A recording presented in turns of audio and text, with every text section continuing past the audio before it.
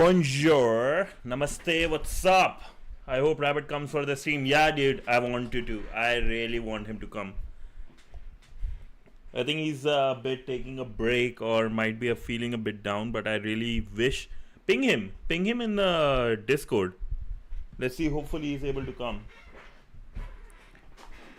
Right? Like, we can ask him to come, especially. That'll be nice. Just ping in the what's it called, the Discord, like the one I have, like in the group itself, in the server. Okay, you guys can hear me, so that's good. Just want to make sure. Sweet. So what's up, lads? How you guys doing, dude? I feel somebody like somebody I really know was in my stream. The fact they said, "Oh yeah, we'll leave now. It's getting late." Crazy. Okay, just want to make sure you guys can hear me, see me, everything. Okay. Yo, what's up, Idor? So, quick question. So, the request I was asked is regarding Pico CTF, right? So, let's have a look. And, bro, I'm very. Let me make myself like this. Yeah. So let's talk about this Pico CTF quickly. So we have something for tomorrow. That's what we want, right? For tomorrow, once this is done. And I really like the Carnegie Mellon University does this. So it's pretty cool that they're like promoting cybersecurity at this level. And we can do like a whole one. So new accounts, prizes and stuff. So that's good. Okay. So 100% we'll do this. And do you have any specific one, Wrench? Do you have any specific thing you want me to do, practice, or like any particular? Because I know it is based on like the topics, right?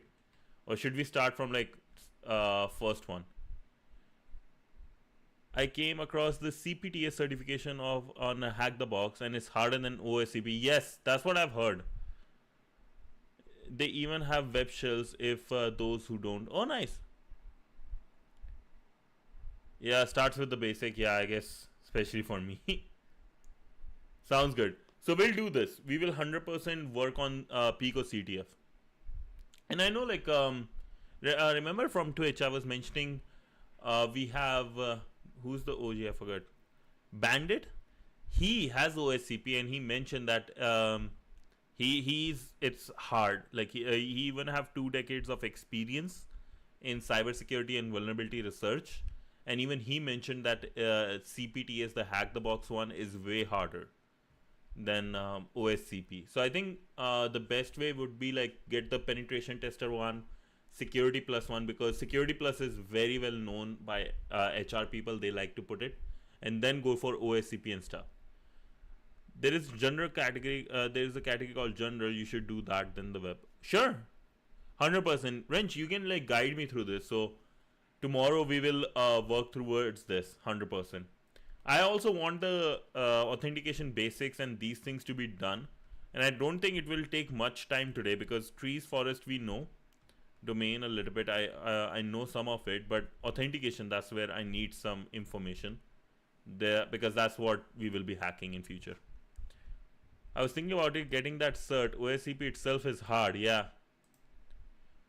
Yeah, thank you so much. Yeah, their certifications are costly but worth it. Yeah, 100%. And that's my goal is to like, because right now I'm at a level like I will be able to pay for Hack the Box subscription. But let's say, what is the cost for certificate? And also, I don't know if you guys know, but a lot of companies you work for, they are very much willing to pay for the certificates. My company, as long as I'm learning through their platform and stuff, and I'm able to prove that I have enough knowledge for this, it's very well, like they are happy to pay for it. I just have to get approval from my manager for these things, which a lot of them do. As long as you're working hard, you're a good employee, nobody cares, or nobody do objections. Once I get my PWPA and PWPP, then I can get started with OSCP. Nice. Yeah, I have a friend. His company pays for it. Yeah, yeah. My company like have like I think hundreds of thousands of employees, so they have their. That's the reason they have their own learning platform. But for certification, they are very much help willing to do. Yeah, because these like for example, let me give you the reason I how I know about companies very well. There is Gayak. So see these costs. Like we are talking about OSCP being 250. These cost like $1,200, $1,000. That's some people's like in India. I know that's some people's monthly income, and their courses can even reach like $7,000. Right? That's my month's income. I'll make a course by it'll be split it 50-50. Yeah, dude. Like, I can't afford this. Like, this is legit. I can't afford. This is OSCP 1700. Yeah, that in that case, hack the box is very well, right? If we fail, we should pay again. Actually, when you do through company, um, if you fail for the first time and if you are near, they will still pay again for you, depending on certain things, right? But yeah, dude, like some these Gayak ones are legit made for companies, right? Pearson View, right? Through them, they are, you can take this. That's the one near my house. So 7K. If they are taking this much, they will they will hack for me. Yeah, yeah, bro.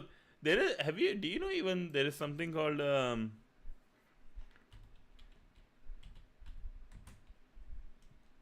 hacker as a service? There was a company. So in India, right, there is a company because you might know like Microsoft 365, that's software as a service, platform as a service, blah blah blah, infrastructure as a service. There is legit something called hacker as a service, and in $7,000 they will be happy to come to your home and hack anyone who you like, right? Exploit as a service. Everything is a service now. So it is a very big thing. Hacking as a service is actually a big thing. And even like FBI, I think it was in India, Hyderabad, some like international uh, cases were happening, so they had to go there and take them down. Because Indian government don't care about those, right? Same as Russian, because a lot of countries have stolen so much money from India and stuff like that. So they are like, yeah, we hardly have. They don't care much. They will go to maintain the good relations, but they won't care if somebody's doing scam calls and stuff, because legit they stole $47,000. It's called pen testing, right? No, no, no. So there is, what is that? Malware as a service. There is hacker as a service, but even like, because in penetration you are doing a lot more, but there's like malware as a service. There's some really case stuff, crazy stuff. Ransomware as a service is a thing. That's actually also on Darknet Diaries. I heard about this too. I'm interested in this career because of Edward Snowden. Yeah, re-evil here. Yeah, re-evil, ransomware as a service. Yeah, some of it is because you are legit like doing for any country anywhere you want. So we have ransom. So Grand Crab is ransomware, particularly effective one to was developed and deployed by a group of criminals who kept it close to their chest, right? So just in case if anybody is interested, this was the one I learned from. Oh, also, let me make an APT group then. Yeah, it's crazy, right? So many things are out there nowadays. Like ransomware as a service is legit, like some another level stuff we are looking into, right? And they make good money. They're like some of them. Anyone, what was that? Karma hacking software. So Karma was also one of them attacks, right? Same as like you might have heard recently. It was by NSO group Pegasus. see the cost of this. Uh, here's the cost they mention. According to New York Times, in 2016, the cost upwards of 650 plus 500,000 setup to install on 10 phones. So every single one of them was costing around $50,000. Yeah. So if you're good at it, you can legit make so much money. And Argentina, the president of Argentina said that what India is in terms of IT, India is basically, if we think global village, right? The Earth has a global village. India is basically the IT hub still, right? It is the IT hub. So many companies, even they Silicon Valley, blah blah blah, but still so much of the work is done in India. They said the president or prime minister said we want to make what India is, but for hackers. So Argentina want to be the hacker capital of the world, which is kind of a cool thing to say if you are at that level. But yeah, these things cost like, bro, 650,000. That's some people's, they make like some people's whole family doesn't make it during their one lifetime. And it's per like in 10 iPhones only you have to, or 10 phones, this is how much cost. This is where your tax money goes, lads. In these type of, so if you reach a level where you are like going for against Israel and like NSO, India can do it too, but the government is lazy. Yeah, not even lazy, I won't say lazy, because you know why I won't use the lazy, it's not their priority. Because if government was lazy, you want to see how good they are when it comes to like winning the elections or planning for elections. Every single party is so good. That's why I don't pay tax. Don't say it here that don't say that here though. We are like, they are not lazy, it's just not their priority, right? It's not their priority. Then think about Prism. Prism is a code name for program under which United States NSA collects internet communication. Oh, okay. Prism is a code name for program under which United States NSA collects internet communication through various US companies. The program is known as SIGAD, SIGAD US something something. Stored internet communication based on demands made on the internet, such as like basically request from Google, Apple. Interesting. Oh wow. It began in 2007. Okay, under Bush administration. Protect American Act and blah blah blah. And Edward Snowden. Okay. 6 years later, by NSA contractor Edward Snowden, who warned the content. Okay, which the one I know about Edward Snowden was the Heartbleed. I think that was the name. Heartbleed. Something like that. Yeah, Edward Snowden is another level hacker too, right? It's crazy. Guy was way ahead of security.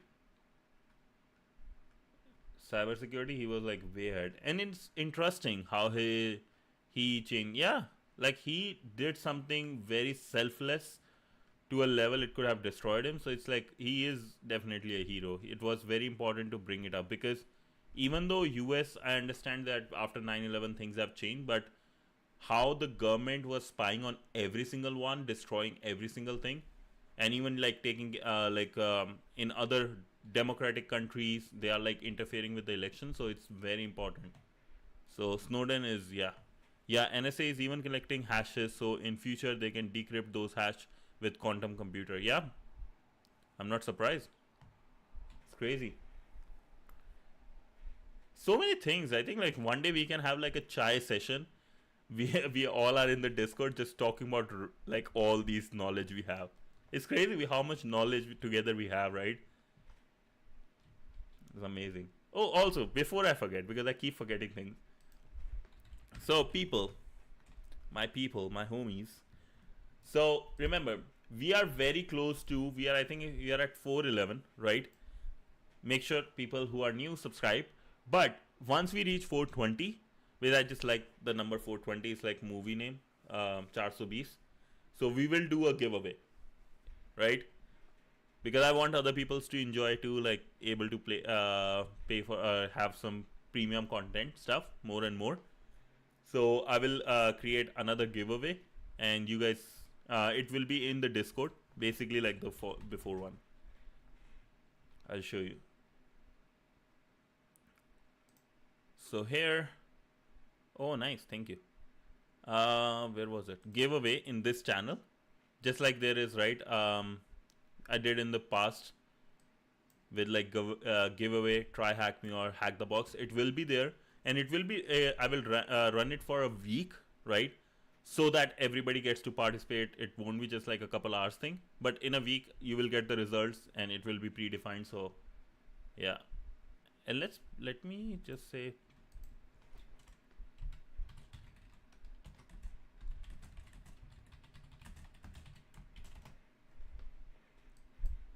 yeah, we should make this Discord channel a bit cooler, like autocomplete, etc. Yeah, dude, I want to make so many changes, even like with the stream. I want like things to come like here. I want everybody should from Twitch or like cool roles. I'm down. Like, you guys let me know whatever you like. I can even make you guys the admin if you want, or like some moderator, so it's easy for you to make those changes. Whoever would like to be and whatever changes you would want to do, right? You had a community for a game, nice. Yeah, so if you guys want, right, and you guys can plan games too, you can create some more channels. So yeah, 100%. Let me know, right, and I will like make you guys the admin and stuff. That will be very helpful to me. But yo, let's not forget why we were here today. We're gonna have these sessions. This won't be able to do it like these Sundays because my parents are here, but like after that, in some time we will be able to, right, because they will be going to my brother's house in a couple of weeks. Right now they are here, so after that we can probably do a Sunday chill stream, and we can like chat about everything you guys like. We can have a chai session, like legit. We can do it in Discord. I'm down for that. Well, okay, so are you guys ready for the stream finally? For the content, authentication methods in Azure Active Directory, right? Let's go hacking. Let's do some learning and lock in. I love that. I love that. Let me grab some water so I don't feel thirsty later.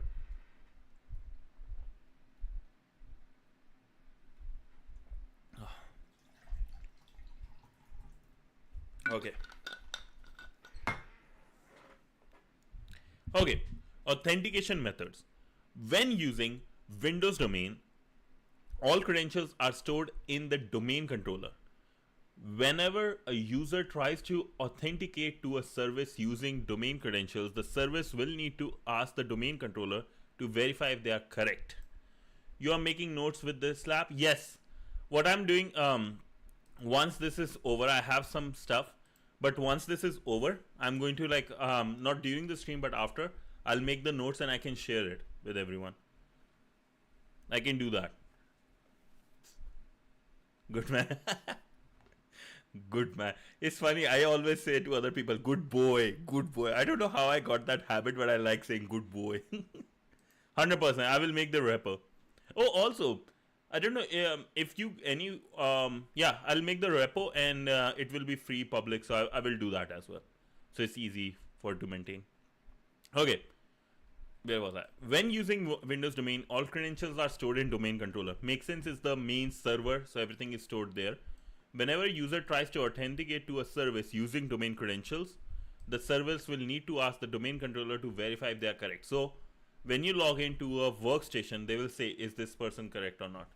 Oh, thank you so much. GitWho. GitWho. I like the name GitWho.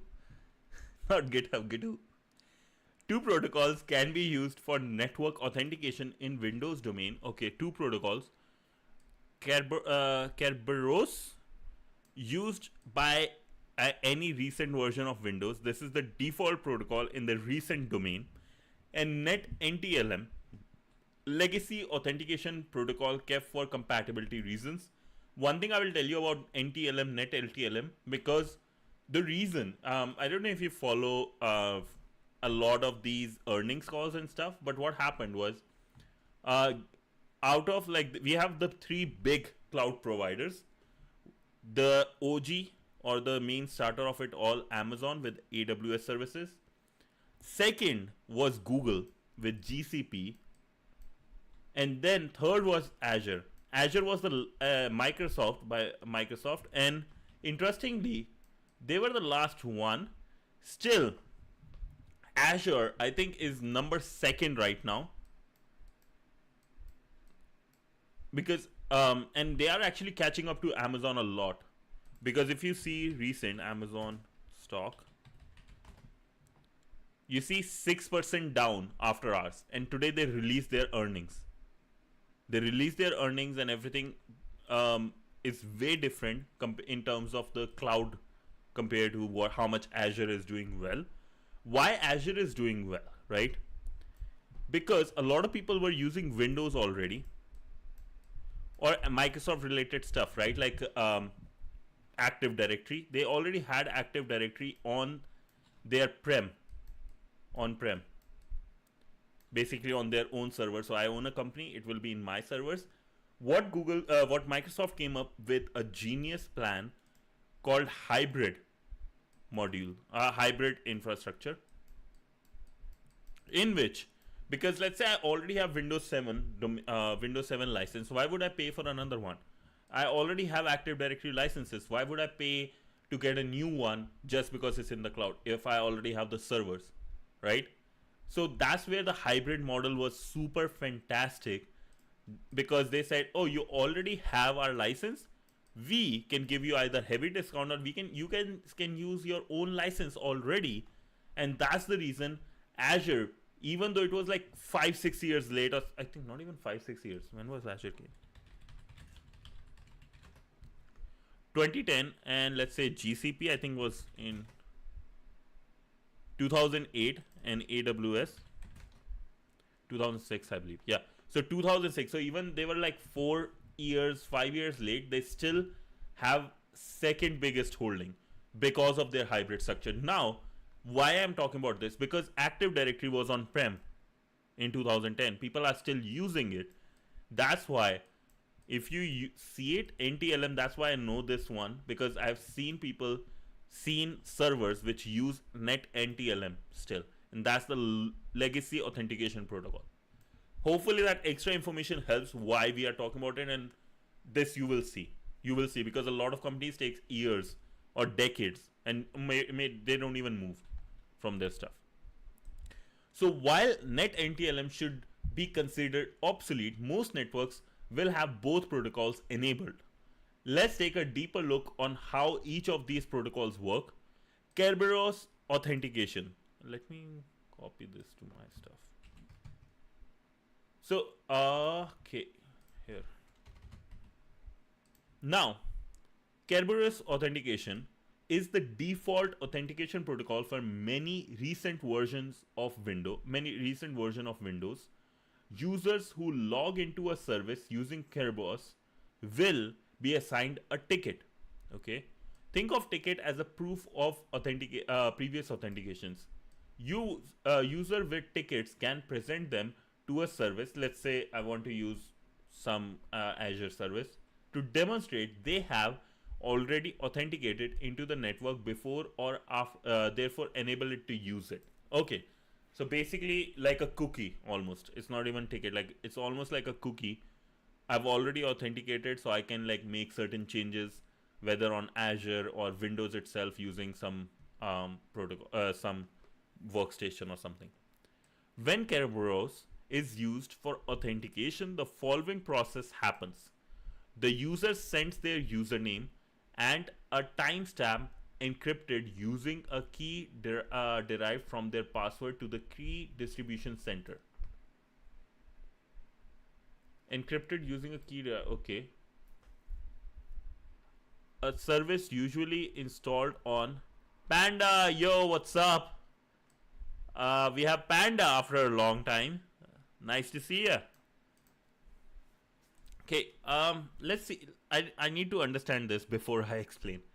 So service usually installed on the domain controller in charge of creating Kerberos tickets on the network.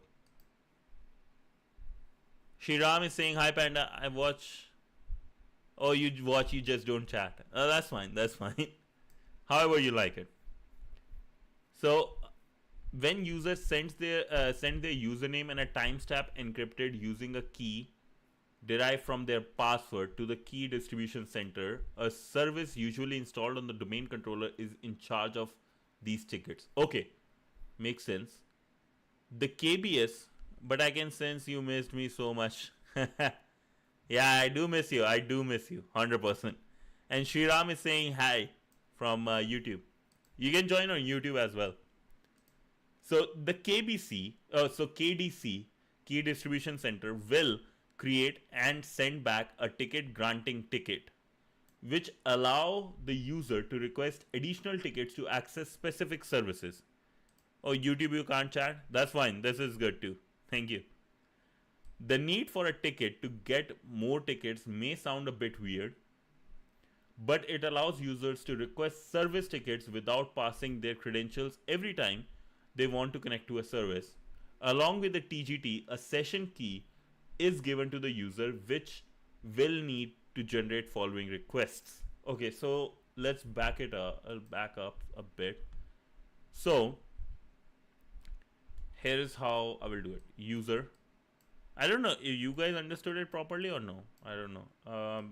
For me, it was a bit extra. So first I have is, let me put some text here. So first I have is my username plus encrypted timestamp and password. It's a bit confusing, yeah. That's why I'm like, okay, let's take our time, let's understand. So let's get this thing correct.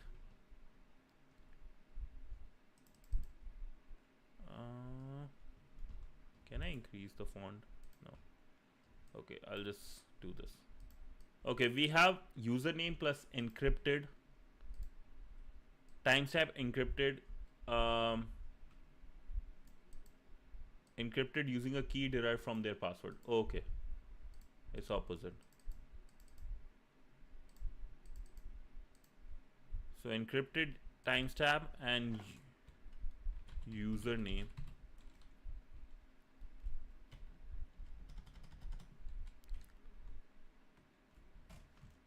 with key derived from password. Okay, so we got that at least, I guess. So first they do that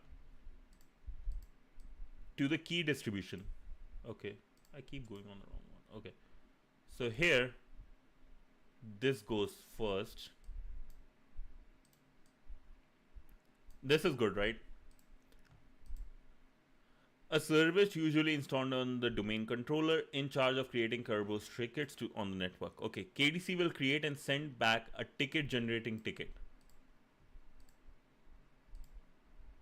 Okay, now we have ticket generating ticket TGT that is sent to the user.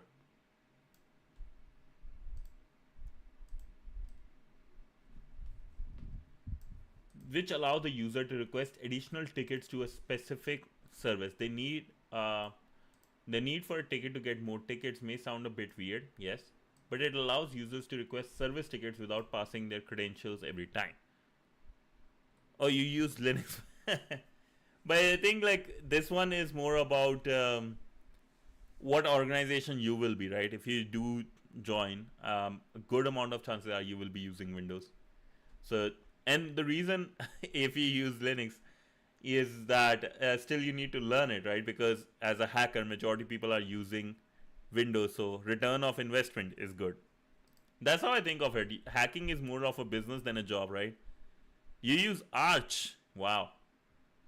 Bro, I tried it. It's kind of intimidating. It's kind of daunting on me. It's hard. Arch is a bit hard, 100%. But it allows users to request service tickets without passing their credentials. every time they want to connect to a service. Along with TGT, a session key is given to the user, which will be used to generate following request. Okay, was that I already know Windows and just switch to Linux for fun. Okay, Arch is easy. Dang. As a cybersecurity career, we need to know Windows, Mac, Linux. Yeah, but I will say if you know Linux and Windows a lot more, especially if you know Windows a lot more, you are in a very good situation. Because what happens is that they want a lot of jobs you will get will be in that game, in that area, Windows and Linux, right? And if you know this, like if you know Linux, you basically know Mac a lot more. Some guy made Arch user life easy. There's something called dot files. Interesting. Arch user life easy. Session key. Okay, so these are being sent to the user. Linux is used everywhere, bro. Your phone, like for example, if you Android, Linux is used. Nowadays we have Tesla and all these things coming. You're not a true Arch user if you take the easy way. But yeah, Linux is used everywhere. Like things you don't know are is using Linux. Like your computers, your laptop, like a lot of firmware, your remote, some of, or even like your smart fridge, pre-configured file for Arch. Oh, okay. Notice that TGT is encrypted using KRB TGT account's password hash. Okay, and therefore the user can't access its contents. It's essential to know that the encrypted TGT includes a copy of the session key as part of its content, and the KDC has no need to store the session key as it may recover a copy. It can recover a copy by decrypting the TGT if needed. So that can be decrypted. Okay. Yeah, IoT Windows is better. Nah, man. Okay, so we have client and user hash. Username with timestamp, encrypted timestamp is sent, request TGT. KRB TGT hash is created and user hash is created. TGT is sent and session key is sent. Okay. Yo, Rabbit is here. Active Directory gives me trauma now. Dude, it's okay. You did good. You did good, and you know, with time, you are now more experienced. Think about it as next time you go, right, you will be more experienced than before, and so the chances of you clearing it next time is way more. And OSCP is a hard thing. You should be happy that you failed at a hard thing, not as an easy thing, right? Hard things is where you want to fail, learn, and grow from there. You're doing good, Rabbit. I'm so happy to see you. Oh, also, please contact me with the username so that I can send you the 1 month subscription.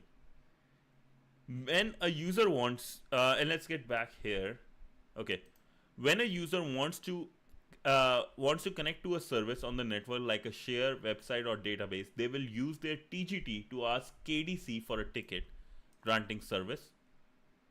Okay, I missed my by 10 points.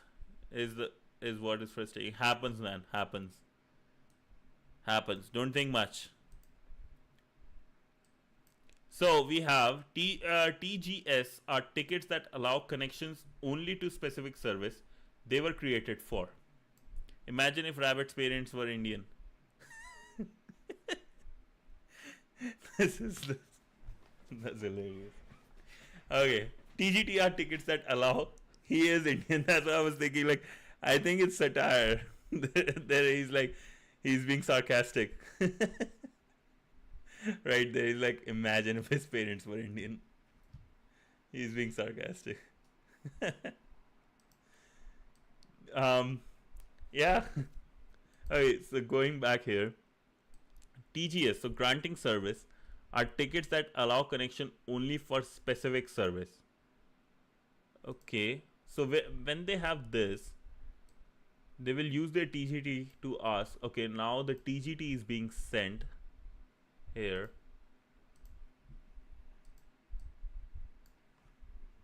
One sec.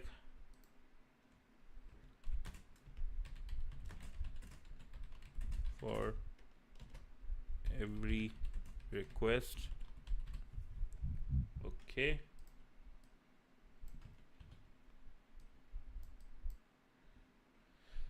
I see. Okay, so we have network like share website. Okay, all these things TGT to ask ADC for a ticket granting service. And we have ticket granting service. If I may ask, what's your current experience? I think if I'm not wrong, he's a student, right? Rabbit, you are a student, right? I think he's in his 4th year.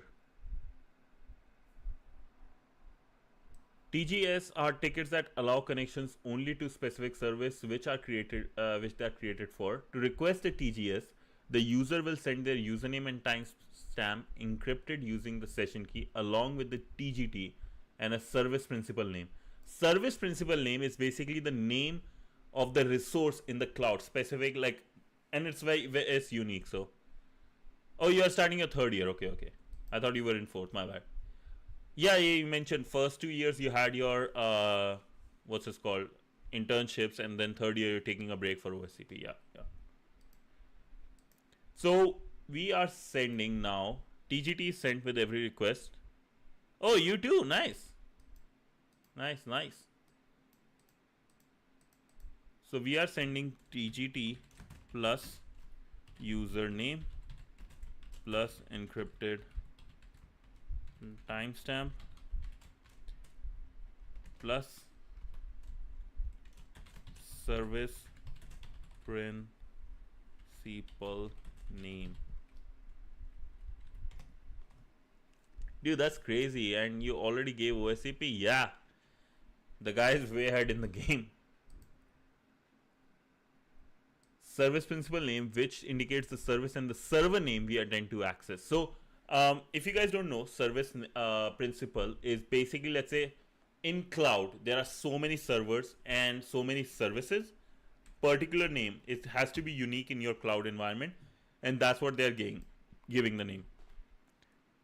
As a result, the KDC will send us a TGS, ticket granting service, along with the service session key, which we will need to authenticate to the service we want to access. Either you will be surprised that 17-18-year-old are giving and passing. Really? Dude, can you? I want to see some links of it. I want to ping it so I remember. This makes me feel like I need to work harder, and I get like, what's the complex? What's that called?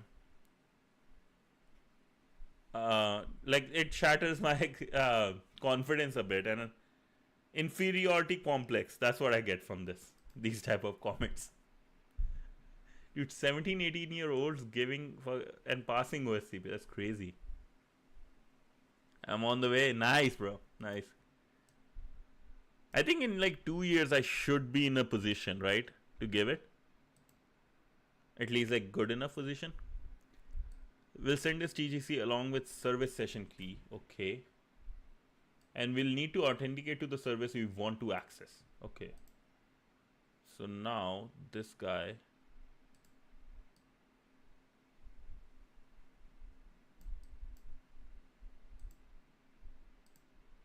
Oh, there's proper arrows. Nice. Oh, I should use this.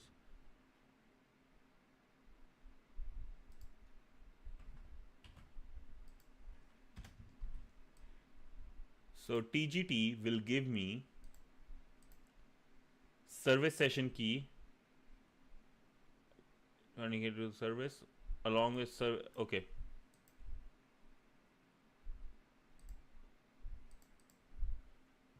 Hopefully I'm able to explain after I'm done with this part. So TGS plus service session key. Okay, beautiful. Now the TGS is encrypted using a key derived from service owner hash.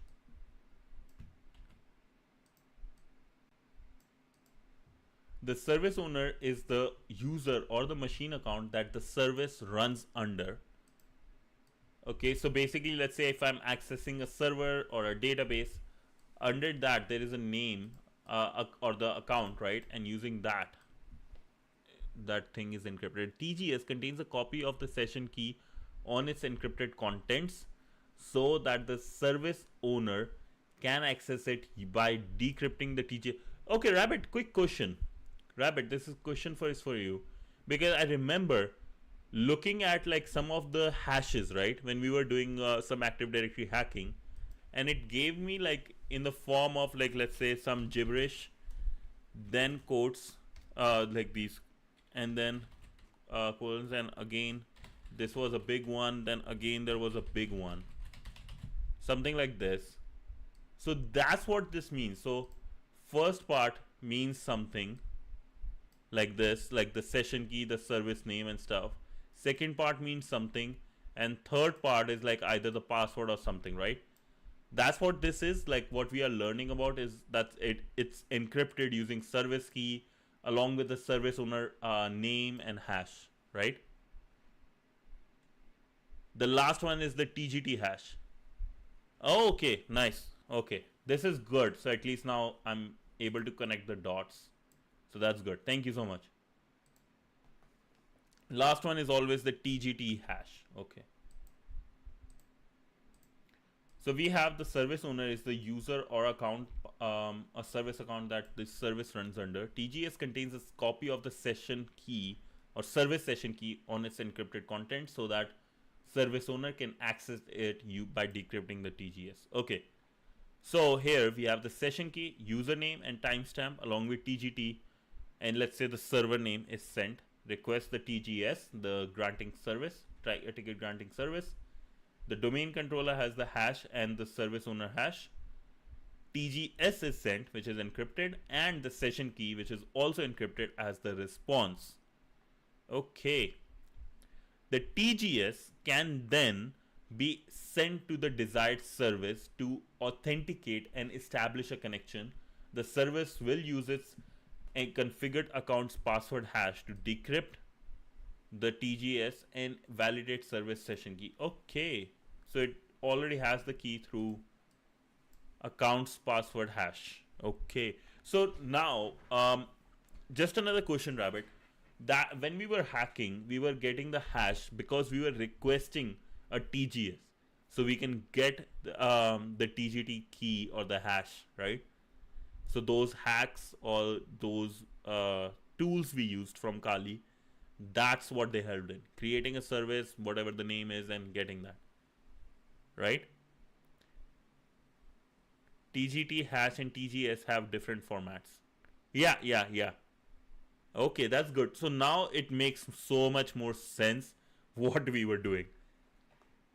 I was so confused earlier. So that's good. Now at least this is clear. I can go back again to watch my own video, and now I will be able to understand what we were doing. So net NTLM authentication. Net NTLM works using a challenge response mechanism. The entire process is as follows. We have client, server, and domain controller. Okay. Authentication request, the client or the user request to the server. Server sends the NTLM challenge, NTLM hash plus challenge. Response, NTLM response is sent. Send the challenge plus response to the domain controller. NTLM hash challenge response. Allow or deny. Okay, is equal to the response that should be. Holy, what the hell? Challenge response mechanism. The client sends a authentication request to the server they want to access. Got it. The server generates a random number and send it as a challenge to the client. The client combines their NTLM password hash with the challenge and any other known data to generate a response to the challenge and sends it back to the server for authentication. What is the challenge? Why is it called challenge? The server forwards the challenge and the response to the random number, sends it as a challenge. So basically it's just a random number, so we can have extra information sent over. response to domain controller for verification. So the server, domain controller server, uses the challenge to recalculate the response, compares it to the original response sent by the client. If they both match, the client is authenticated, otherwise denied. So we are getting the challenge and the response. The server creates its own has the NTLM hash and challenge and gets a response, and it compares the response. Okay, I just don't understand the meaning of challenge. Explain the importance, or maybe I use perplexity for this. Do you guys know what the challenge is, like why it is so important? Using the NTLM, or challenge is like encryption or decryption. So it creates just a random number and just encrypts or decrypts it. Okay, so let's say I was learning about the NTLM protocol in reference to domain controllers. What's that? They can be relay attacks if we don't. Oh, okay. Oh, I know the relay attack. Okay, it could be. It would have been nice if TryHackMe has explanation videos. Yeah, or even if they had like a Perplexity or some chatbot which was like ready to explain us, that would do the job. Can you explain what is challenge when the server, or that the server sends to the user in response, and why it is important? Okay, let's see what this guy says. The client has to solve the challenge sent by the domain controller to prove they are correct user. But like, give me an example of challenge. Like, the challenge is just a series of random bytes with no predictable pattern. Is it the challenge like find the what is in the sense like find the click on all the tiles which have a human? Are those the challenge? Random number, often called as challenge, and send it to the client. Oh, it's like, are you a bot? Like, that's what I'm thinking. Yeah. Oh, you. Yeah. Why is the challenge important? Proof of password knowledge. The client uses this challenge together with the hash of the user's password to create an encrypted response and send it back. Okay. Prevents password exposure. Okay. Stops relay attack. So that challenge can be solved if you enter the correct password. So the correct password solves the challenge. Wrong password fails it. Okay.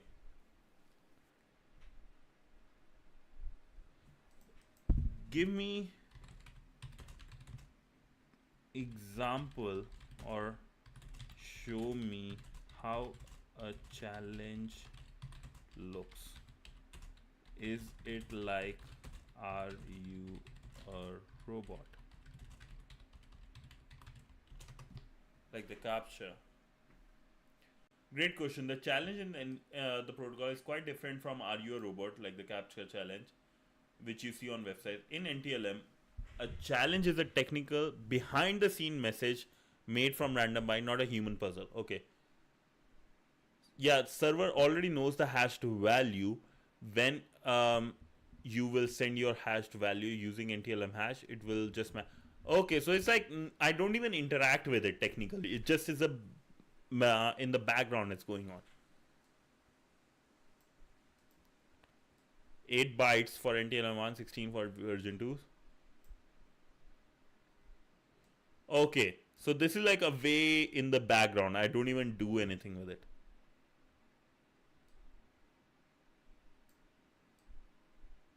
Okay, so now it makes sense. So it's like a challenge is basically like a extra information, just a extra something sent, so that basically like when I enter the password, it will like do that. It will like with the challenge I can open it. Okay. So NTLM hash plus challenge is the response created. Okay, so got it. Like, so whatever password I create, hash plus challenge will give the response. I think that's what it is, right? Challenge. I enter my password, creates the NTLM hash, and a response is generated. Whether response is correct or not, sent to the DC controller. It do the same thing, and sends the response back. So it's like a salt added, a little bit of salt added to it,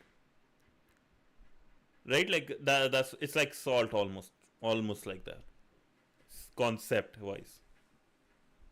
Concept wise, not exactly how it works, but like kind of the salt, it's different. You add it a little bit and then makes your password not readable and stuff. Awesome. Thank you so much. Shriram, did you understand? I think we both were on the same page. So, do you understand what we are talking about? Because Rabbit and Wrench are on another level, I believe. They should be the one teaching us. Note that the user's password or hash is never transmitted through the network for security. Yeah, so we are never sending the password. It's going directly with the challenge. Nice. Okay, so that's good. Like, this is such a good important thing we understood today. Note, the described process applies when using a domain account. If a local account is used, the server can verify the response to the challenge itself without requiring interaction with the domain controller. Since was that I'm just a noob, just doing hack the box challenge to learn this thing. That's good, but yeah, way more above noob, I believe, man. We will find out. I will look for your username in hack the box and we'll find out. So describe process applies when using a domain account. If a local account is used, the server can verify the response to the challenge itself without requiring interaction with the domain, since the password has stored locally. Okay, so on the workstation itself. No, I think I gotcha. Will the current version of Windows use NNet LTLM as preferred authentication by default? Yay or nay? Lads, yay or nay? When referring to Kerberos, what type of ticket allows you to request further tickets known as TGS? So this is the ticket which we got before TGS. When using NetNTLM, is a user's password transmitted over the network? Yay or nay? I would love to hear the answers from you, lads. I would love to know the answers from you. And Wrench, send me a username, man. Send me a username. Let me check. What is it? What is your level on stuff? I believe you are like on level 8 or something, a hacker or god mode level. I feel like that. No. Send your username. You don't want to send the username, or you don't want to tell the level? What's the thing?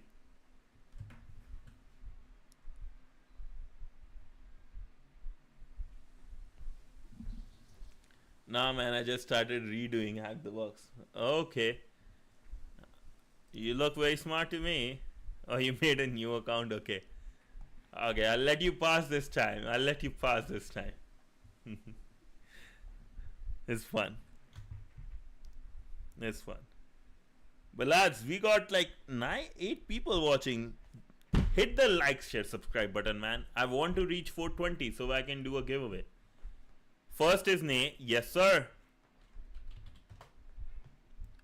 What is the answer to the second one? When referring to Kerberos, what type of ticket allows you to request further tickets? Ticket granting ticket. Yes, sir.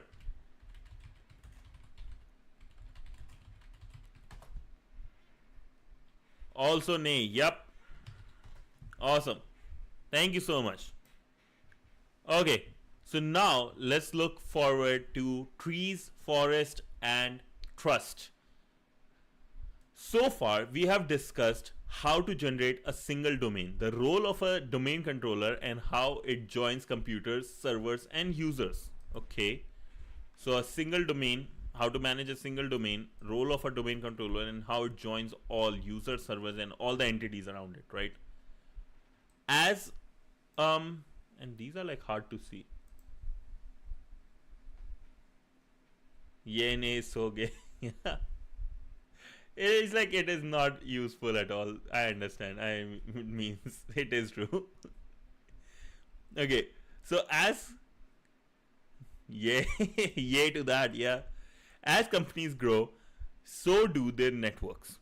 Having a single domain for companies is good enough to start, but in time, some additional needs might push you to having more than one. It should be zero. Oh, yeah, actually, it should be zeros or one. I would like that. I would like that. We can put it. Actually, when you go to the Discord, right, there are feedbacks you can send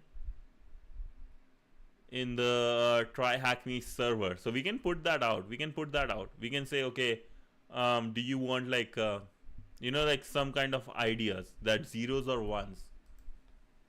That'll be nice. And I just saw it. It's like I just saw this. That's hilarious.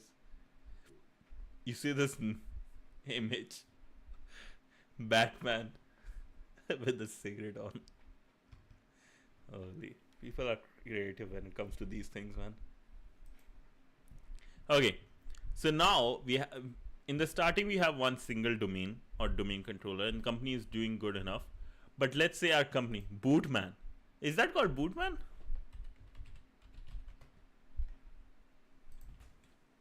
Uh,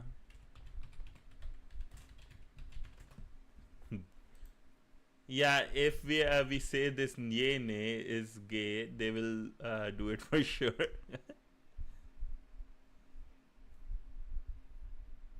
This is so fun. Yeah, there it is. That's hilarious. Nah, I'm just. Oh, you were just making it up, though. Even though it's like it's actually on there on Google. That's hilarious. Holy! Did you just hack Google and put that up there? Trees. Okay, let's focus on this. Imagine, for example, that suddenly your company expands to a new country. Okay, so that's the new country has different laws and regulation that require you to update your GPOs to comply. Okay. In addition, you now have IT people in both countries, and each IT team needs to manage the resources that correspond to each country without interfering with the other team. While you could create a complex organizational unit structure and use delegations to achieve this, having a huge Active Directory structure might be hard to manage and prone to human errors. Makes sense? Like, instead of making it complex logical wise with organizational unit, we want to have, luckily for us, Active Directory supports integrating multiple domains so that you can partition your network into units that can be managed independently.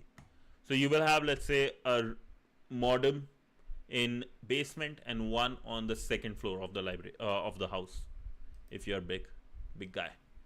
If you have two domains that share the same namespace, THM local in our example, those domains can be joined into a tree. So two domains with the same name, these domains can be joined into a tree. If our THM local domain has split into two subdomains for UK and US branches, you could build a tree with the root domain for THM local and two subdomains, UKTHM.local and USTHM.local, each with its Active Directory computers and users. So basically you are creating a subdomain, and THM local still remains the main guy. It just creates more down there. It's like almost subnet, like a subnet, right? And I will snooze the ads so people can watch on Twitch properly. This partition structure gives us better control over who can access what in the domain. The IT people from UK will have their own domain controller that manages the UK resources only. For example, a UK user would not be able to manage US users. Rabbit, hello Rabbit. In our team, we also have a guy who is going for OSCP. If you're open to it, I will ask him to talk to you for tips. Yeah. And you can even like join the ask questions in the Discord, so it will be easy for everyone to watch. That'll be nice. Remind me, I will create a OSCP channel So people can talk about that specific certification there. Hopefully that helps you guys. In that way, the domain administrator for each branch will have complete control over their respective domain controls. Nah, dude, you didn't fail. You didn't fail. You are just getting ready for the next one. You are getting ready for the next attempt. In that way, the domain administrator for each branch will have complete control over their respective domain controllers, but not other branches' domain controllers. So, makes sense. Okay, server in UK and US. Policies can also be configured independently for each domain in the tree. A new security group needs to be introduced when talking about trees and forest. Yeah. The enterprise admins group will grant a user administrative privileges over all and in over all of an enterprise's domain. The enterprise admin group. Okay. Each domain will still have its domain admins. Failure teaches more. Oh yeah. Do you know? Do you guys know number one F1 racer? Like you might have heard Max Verstappen. Do you guys know about this guy? He's like the youngest one to ever win a Formula F1. Sorry, I'm just going in this lane, but like, do you guys know about him? The reason I'm saying, right? Josh Verstappen, his dad, right, was also a racer, right?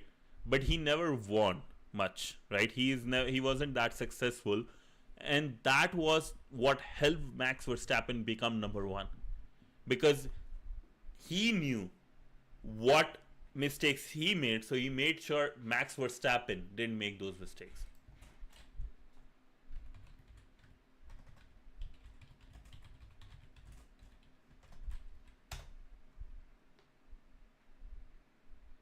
So he like helped a lot, right? Even though there are in some of the interviews, Max mentions that how his dad helped him with all those mistakes he made. So mistakes are good. If you are making mistakes, that means you are trying. Dude, I make so many mistakes while streaming. You guys know that. I've shared, like, accidentally I've shared some internal stuff and things. No. What I meant is you learn from your mistake, and that's when a mistake is very powerful. That means that mistake was well worth it, because you made the mistake, you learn from it, and you go.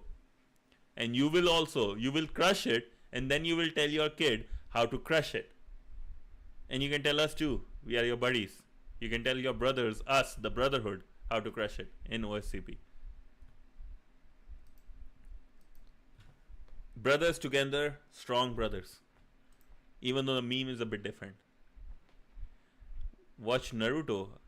Dude, I haven't watched majority of the animes. I want to watch animes like Dragon Ball Z, but like the one in which there is a very fun video. Remind me, I have to do this. Goku video.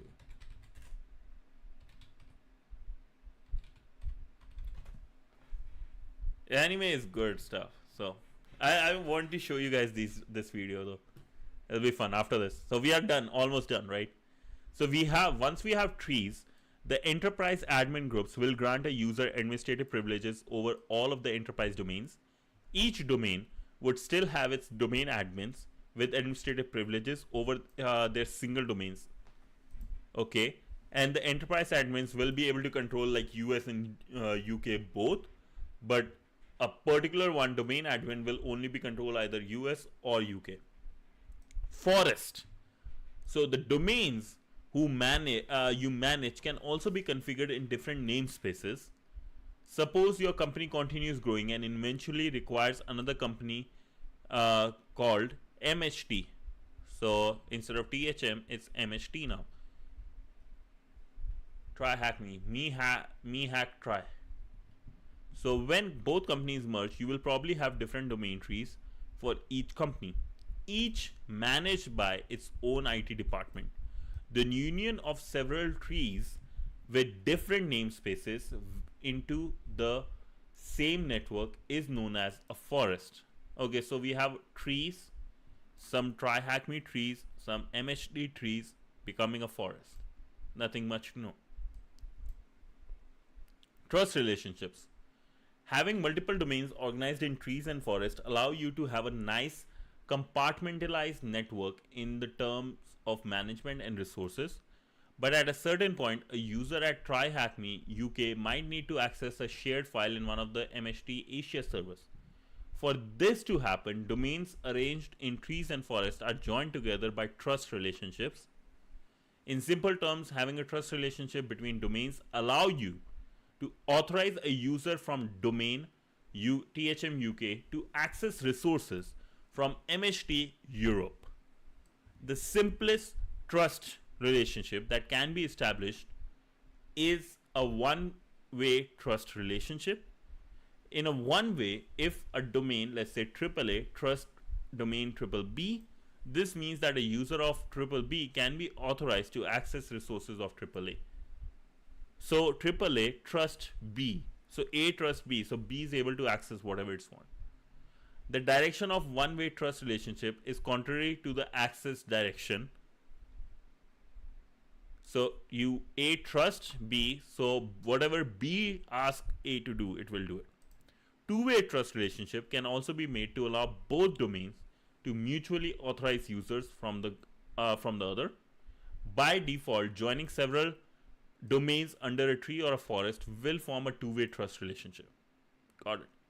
It is important to note that having a trust relationship between domains doesn't automatically grant access to all resources on other domains. Once a trust relationship is established, you have the chance to authorize users allowed different domains, but it's up to you what actually authorized or not.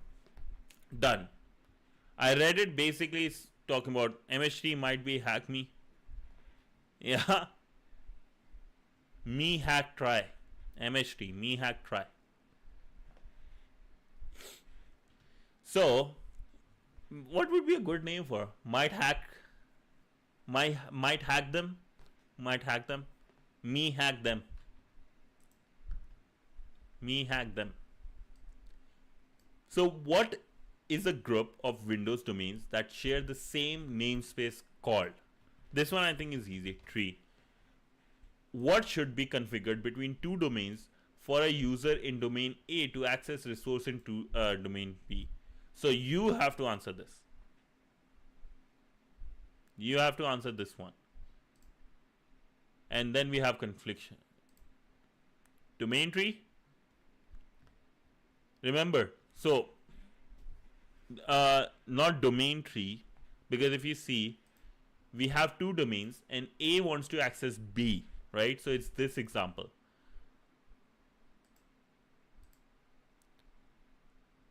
So a trust relationship, because a domain A wants to access B. Oh, he was answering for the first one. Oh, okay, yeah. Then tree for the first one is correct. Yes. Sorry, my bad. But yeah, for first one tree is correct. Second one trust relationship. Yeah. Because in tree you are able to access basically everything, almost like when you are building up. Tree is used when like you are separating a domain into multiple domains or subdomains. And forest is like merger, right? Big trees coming together. Relationship is like I want to specifically domain A could be, let's say, in future, couple of big companies, let's say Microsoft and Apple, and for example Nike, all become one company. So Microsoft wants to access Nike's US in Microsoft US wants to access Nike's India one. They want a trust relationship. There is a THMA. Oh really? Because I knew there was like just a prompt one, but like small one. I will check that. Let's check it today. So in this room, we have shown the basic components and concepts related to Active Directories and Windows domains, Keep in mind that this room should only serve as an introduction to basic concepts, as there's quite a bit more to explore to implement a production ready Active Directory environment. If you're interested in learning how to secure an Active Directory installation, Active Directory hardening room next after Pico CTF. If on the other hand you'd like to know how attackers can take advantage of common Active Directory misconfiguration and other Active Directory hacking techniques, the compromising Active Directory module is the way to go. Lads, now the question is what you want me to do. So Pico CTF we are doing 100%. This is a premium room, so this is good. You guys can learn. There's more in Active Directory. Is on the dude. Active Directory is a big thing. It's on the same page. Really? Oh yeah, cybersecurity 101, right? I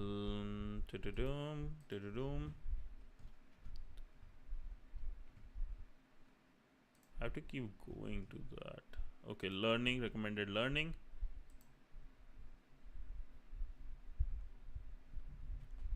Basics.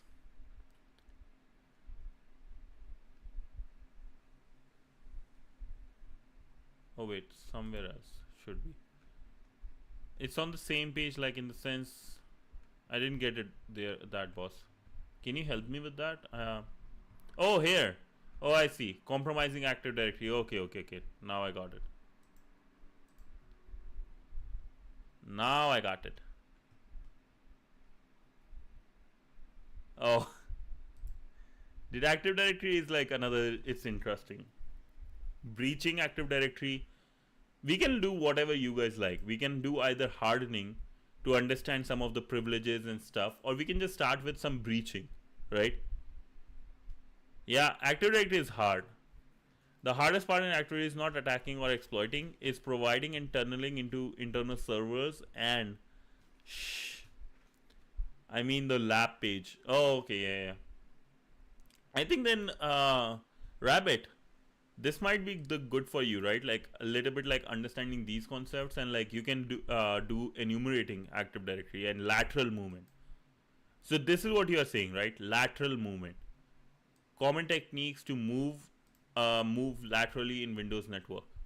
So 1, 2, and this. This is cool stuff. Will this be helpful to you? Like you, if you want, right? I can take care of this one, and we can cover this as fast as possible. Ligolo that ng. Is that the command? Okay. Ligolo.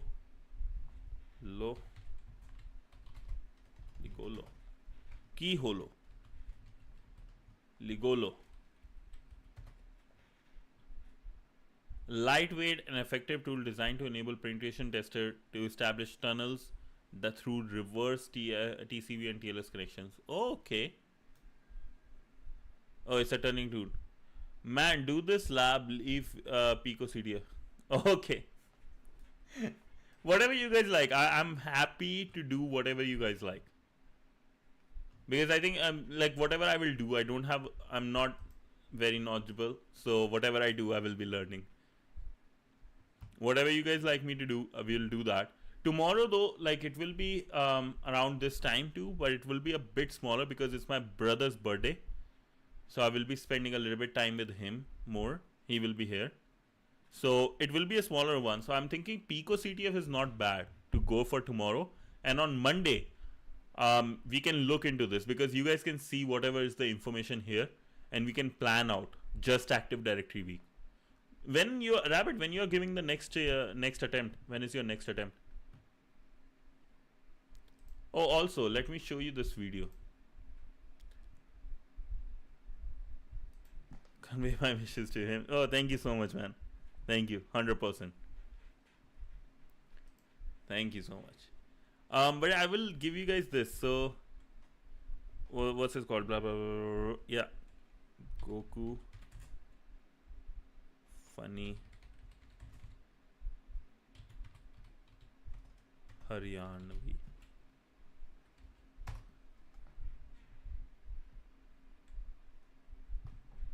This was, yeah, Nakul. Why Nakul? Podcast.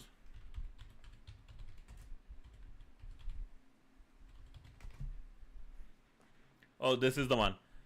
I can't give it 4 week schooling period to so that's good then. That's good because then if you want, we can start working. We all can work towards this, right? Because approximately 90% of 1,000 Fortune, yeah, no, 100%. You got this, bro. You got this. And how about this? We cover Active Directory specifically then, because I know even with penetration tester 1, Active Directory is a big thing. So I would be more than happy to cover this. We can cover this. Will that be good? You will like that? We all got you, bro. We all are more than happy to help you. Let me just post this. Let me know if this is going to be helpful to you and we can work towards this. Okay, so done deal. Tomorrow will be Pico CTF, but after this, we'll hit only Active Directory. It will be nice. It will be nice because we will be hitting one topic. We will all be creating our notes and going forward. So I'm happy to do that. You guys are happy too, right? Active Directory it is. Right? And are you guys ready to watch this Goku one, which I really like? First time I heard this, I laughed my ass off. Nice. Okay, so let's do this one too. और सोंटी भाई एक बात और बताऊं आपको, Goku भाई की एक बात और थी, 7-8 बंदों पे ना दबे थे वो भाई। आज भी याद है मुझे प्लेनेट नामक की वो लड़ाई, भाई रूह कांप जाती है भाई। हम थे 7-8 लौंडे, सामने चल के आए ना तो लोग डर जाए। फ्रीजा नाम का बॉक्सर आ गया, वो कर रहा है बिलोक बुलूक। पहले उसने विजिटा के मार दिए, फिर पिकोलो के मार दिए, सबके मार दिए। फिर आए गोकू भाई। गोकू भाई तो कहाँ दबे थे, मारा मुक्का कामे हाँ गाउंड फाड़ दी साले की। गोकू भाई भाई लिख दिया प्लेनेट नामक पे, नाम लिख दिया गोकू भाई का। और सोंटी भाई एक बात और बताऊं आपको, प्लेनेट नामक पे नाम लिख दिया भाई ने। और सोंटी भाई एक बात और बताऊं आपको, गोकू भाई की एक बात और थी, 7-8 बंदों पे ना दबे थे वो भाई। आज भी याद है मुझे प्लेनेट नामक की वो लड़ाई, भाई रूह कांप जाती है भाई। हम थे 7-8 लौंडे, सामने चल के आए ना तो लोग डर जाए। फ्रीजा नाम का बॉक्सर आ गया, वो कर रहा है बिलोक बुलूक। पहले उसने विजिटा के मार दिए, फिर पिकोलो के मार दिए, सबके मार दिए। फिर आए गोकू भाई। गोकू भाई तो कहाँ दबे थे, मारा मुक्का कामे हाँ गाउंड फाड़ दी साले की। गोकू भाई भाई लिख दिया प्लेनेट नामक पे, नाम लिख दिया गोकू भाई का। और सोंटी भाई एक Yeah, dude. This is what podcast would look like if Goku from Dragon Ball was from NCR. और सोंटी भाई एक बात और बताऊं आपको, गोकू भाई की एक बात और थी, 7-8 बंदों पे ना दबे थे वो भाई। आज भी याद है मुझे प्लेनेट नामक की वो लड़ाई, भाई रूह कांप जाती है भाई। हम थे 7-8 लौंडे, जानते ही आप तो, गोकू विजेटा पिकोलो। और तुम मानोगे नहीं सोंटी भाई, ग्रुप ऐसा के सामने चल के आए ना तो लोग डर जाए के लड़ने आए भाई। किसी के काबू में ना आ रहे। वहां पे वो बॉक्सर आ गया, वो फ्रीजा नाम का बॉक्सर आ गया, वो कर रहा है बिलोक बुलूक। पहले उसने विजिटा के मार दिए, फिर पिकोलो के मार दिए, सबके मार दिए। फिर आए गोकू भाई। गोकू भाई तो कहाँ दबे थे, मारा मुक्का कामे हाँ गाउंड फाड़ दी साले की। I'll give you the context. What he's saying is, if Goku, right, from Dragon Ball Z, what if he is from Delhi NCR, right? He's like, and Shanti brother, I'll tell you one more thing, special thing about Goku. When we were on planet Namak, right? We 5-6 people, so basically Krillin, Vegeta, Piccolo, right? Everyone went, right? And everybody, like, they all go in gang. And if anybody else, a normal person, see, they will run. But Frieza came and like hit every single one of us. But Goku, our brother Goku, the big guy, big brother, he didn't like how to say Davani. He wasn't stopped by Frieza. He wasn't afraid. He did Kamehameha and beat his ass with that. So it's just the accent is, the Yarnmi accent is very funny. I love that. This is what it reminds me when we were talking about anime, this specific thing. Holy, it's the funniest thing. The guy is so funny in that. It's hilarious. People are very creative. Thanks to internet, we got a lot of creative people in this world. Holy. But yeah, dude, like, okay, so because it's 12, need to go to bed and sleep. But let's one last thing we have to do is Wrench. Let me know Namik. Yeah, Namik. Okay. But yeah, so before I forget, right? Let me know which challenges. If I go to, let's say, get started, I'm a learner. Sign up. Next. So Pico Primer or Pico Gym, where you can explore some challenges from previously released Pico CTF competitions. Find fresh, never before released challenges. So we don't need a primer, right? We can go to gym. Yeah, yeah. Okay. So I can create, sign up. I'll create my account, and then what I can do, you guys can let me know whichever challenges you want me to do, and we can do that together. The good part will be that we will do it together, so that I'm very happy about it. It's free, I know, I think, so we can do that. So okay, tomorrow we are going to do Pico CTF for fun stuff and blah blah blah, whatever. Yeah, we'll do the easy ones. We'll start with easy one. I think I have to start with the easy ones too. So it will be good. We will building from scratch. Ison one. Ison one. Oh, the name. Okay. In the challenge. Okay, got it. Sounds good. So you will be guiding us tomorrow. We'll do that. Okay. Sweet. So I'm very happy. Great day. Great day. A lot of chats coming. And Rabbit, again, congratulations for winning the first one. From tomorrow, we will be starting because August 1 already happened. So, no, that was a spelling mistake. Izian 1. What's Izian?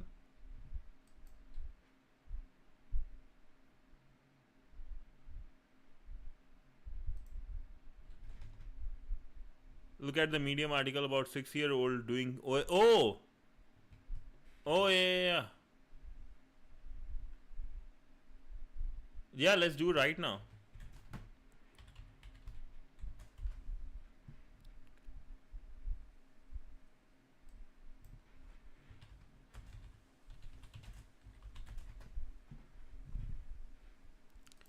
Hi, I got my OSCP when I was 16. I was just wondering if anyone got it at the same age or group. I'm curious, test things in college. Whoa.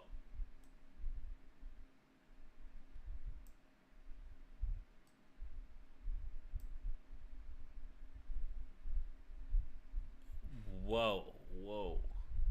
I don't know. He's like just curious. The kid is just curious on top of it. He's like, I did this, and is it useful? I was saying insane. Oh.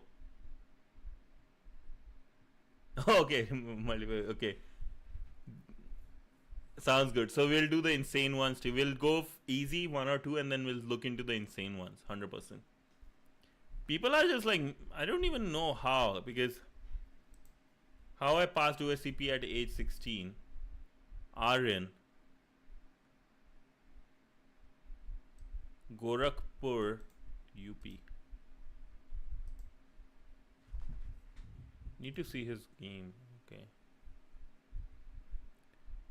Bug Bounty Hunter. Wow. Junior penetration. Okay. Honors Phillips. NASA. Indian Book of Records. Dude, what the hell? Dude, Genghis Khan ruled Asia late in his.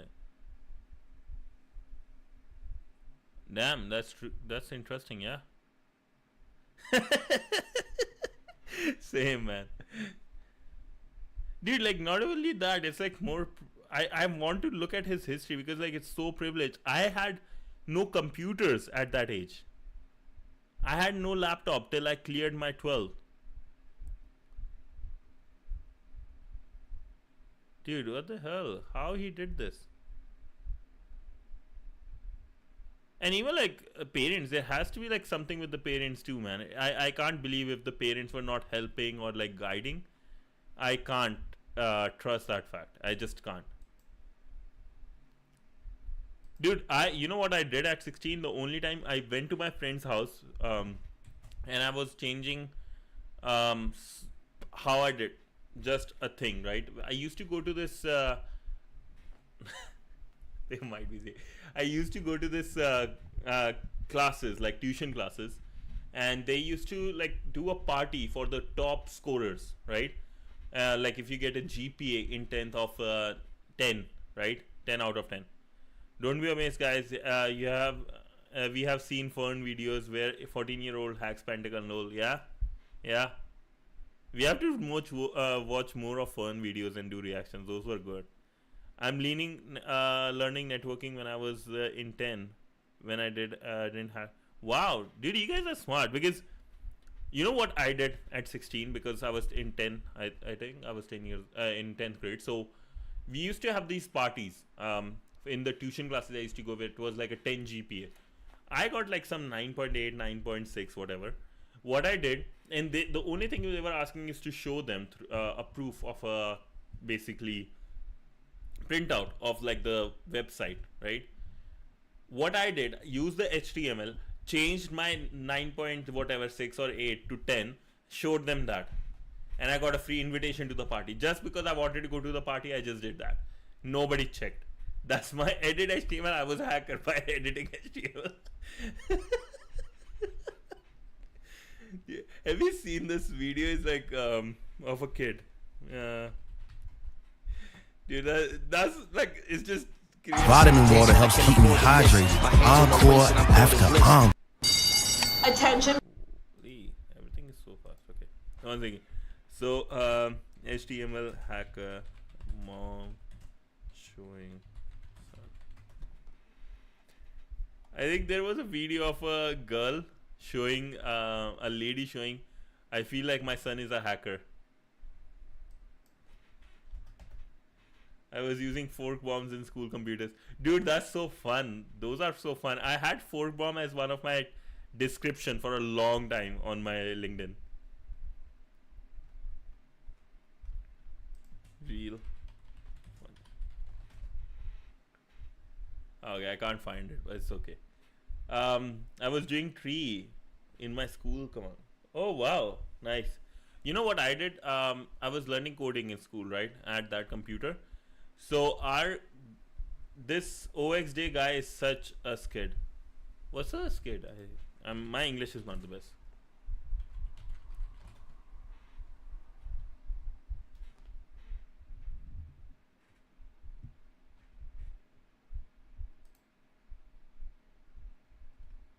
Skid.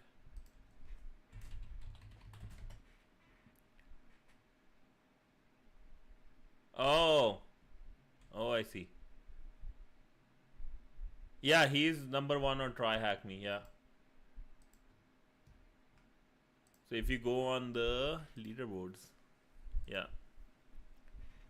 So general, all time, all countries, ODE. Yeah. Oh, KGB THM. This guy is very helpful. This guy, if you go to the Discord, right, of Try Hack Me, this guy is very helpful. Very, very good guy. Helped me a lot. And he's from Siberia. Okay, nice. Yeah, dude, this is crazy. My rank is 125, so that's not bad.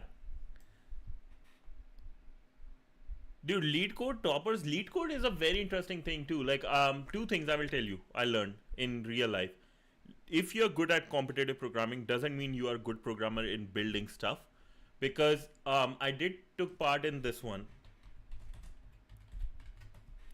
Right? I was like the main guy of my team. So we got 44 in the whole Pacific area. We had like University of Berkeley, UBC, the big top 10, top 30 universities we were competing in the world, top 30 in the world. And what happened was, I'm on this, don't worry, you will be climbing it very fast. But yes, what I was saying was, I was part of this, right? And I was talking to some people after we completed who were great at competitive programming, but when it comes to development, it's very low. why a lot of people like AWS, like these Amazon, Apple, they look for these competitive one, because data structure, so takes a bit of transition to do. So if you're looking for a job in big tech companies, these type of competitions are great. I'll just post this link. But if you're looking to build something as a startup, you need to just contribute. You need to code something, things that other people can use.